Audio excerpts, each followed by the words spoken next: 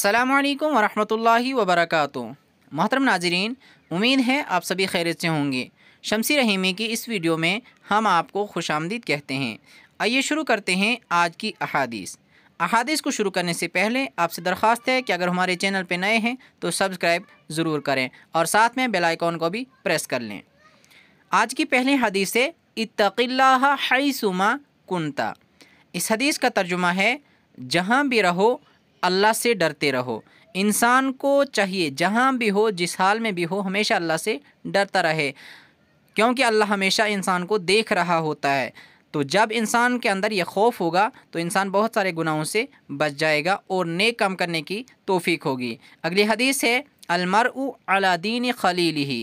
इसका तर्जुमा है आदमी अपने दोस्त के दीन पर होता है। यानी जब इंसान किसी को अपना दोस्त बनाता है तो गोया वो उसके अच्छे और बुरे काम एक्सेप्ट कर लेता है, उनको कबूल करता है। इसलिए इंसान को ऐसे लोगों को दोस्त बनाना चाहिए जो उनकी दुनिया और आखिरत में दोनों जहां के लिए कामयाबी का सबब बने।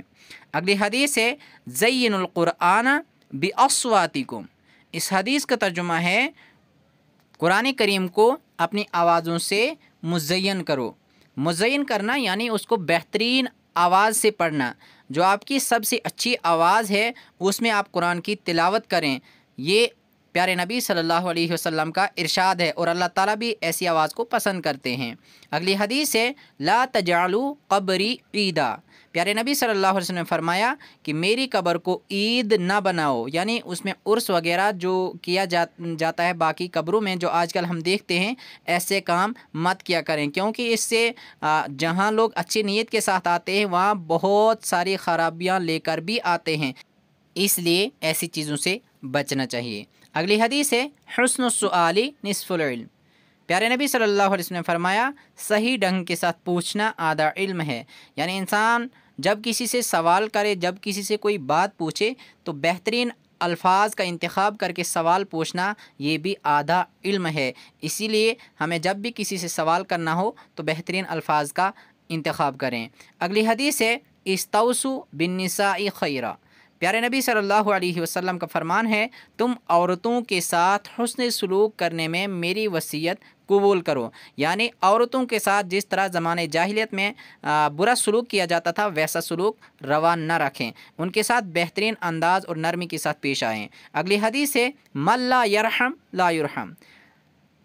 इसका तर्जुमा है जो रहम नहीं करता उस पर रहम नहीं किया जाएगा।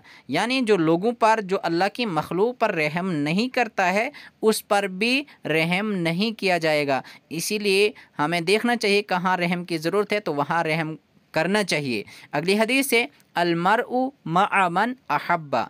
इसका तर्जुमा है दुनिया में आदमी को जिससे मोहब्बत होगी वो आखिरत में उसी के साथ होगा। यानी इंसान जैसे लोगों को दुनिया में पसंद करेगा, जैसे लोगों से उसकी उल्फत मोहब्बत रहेगी, क़यामत के दिन ऐसे ही लोगों के साथ उसका हशर किया जाएगा। इसीलिए हमें दुनिया में नेक और अल्लाह वालों की सोहबत इख्तियार करनी चाहिए ताकि अल्लाह हमारा हशर नेक लोगों के साथ करे।